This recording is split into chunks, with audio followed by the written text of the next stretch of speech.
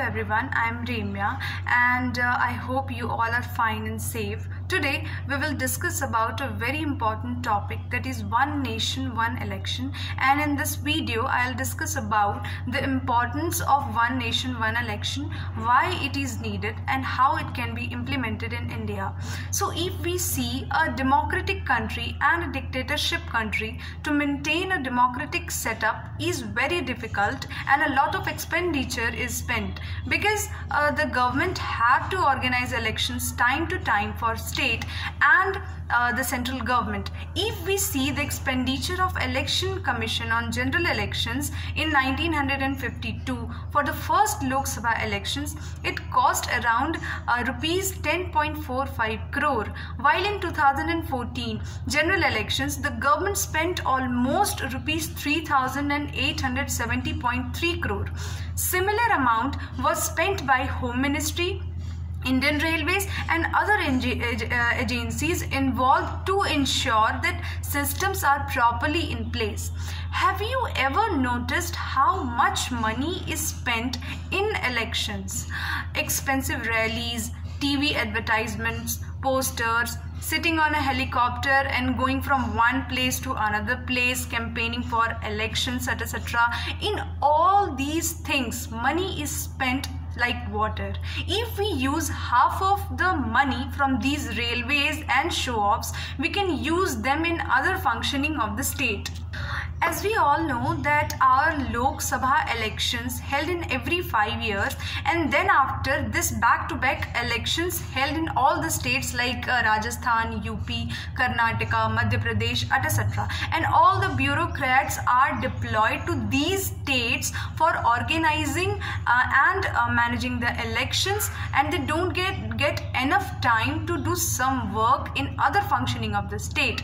So to overcome all these problems, one nation, one election was introduced. Like suppose we have Lok Sabha elections in 2014, 2024.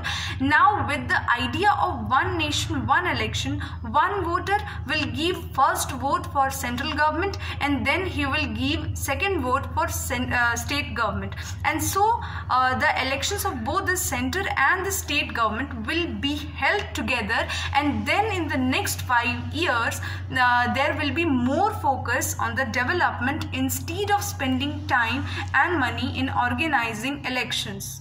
It is not the first time that the idea of one nation, one election is introduced. In 1952 to 1967, the elections of center and state government were held together. However, due to the premature dissolution of some states, the system got disturbed and non-predictable events kept taking place at the center and among the state government.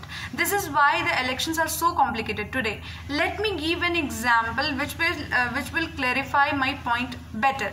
For example, suppose हमने शुरू में 3 train एक साथ चलाई with full speed, and now it is happening कि जो train हमने एक साथ चलाई थी वो अब आगे पीछे चलने लगी है, and with the introduction of one nation, one election, all the trains started to run at the same pace and the same speed.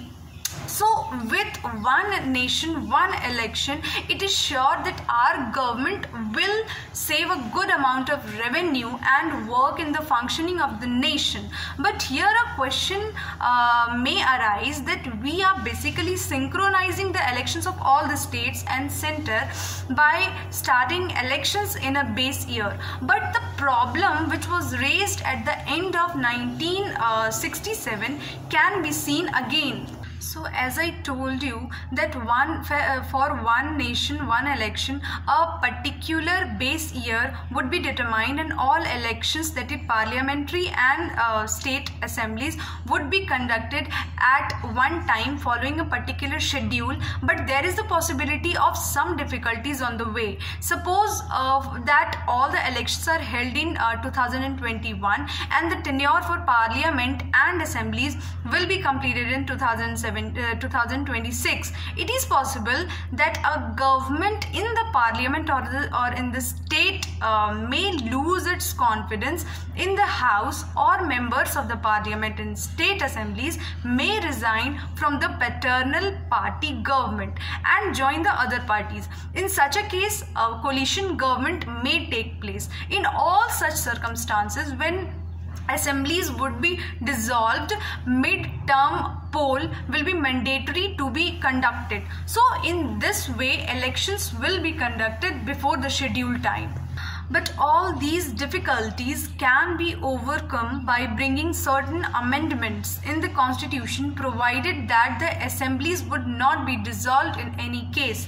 Amendments needed in the articles like Article 83, which deals with the duration of the houses of the parliament, Article 85, which deals with the dissolution of the Lok Sabha by the president, Article 172 relating to the duration of state legislatures, Article 174 relating to the dissolution of state assemblies, and Article 356 on the president's rule. So also a definition of simultaneous election can be added to section 2 of the 1951 Act. But the question here is that, can we all do this? To implement this, 2/3 of the majority is needed in the parliament. If we see currently, NDA government have 356 seats in the Lok Sabha, and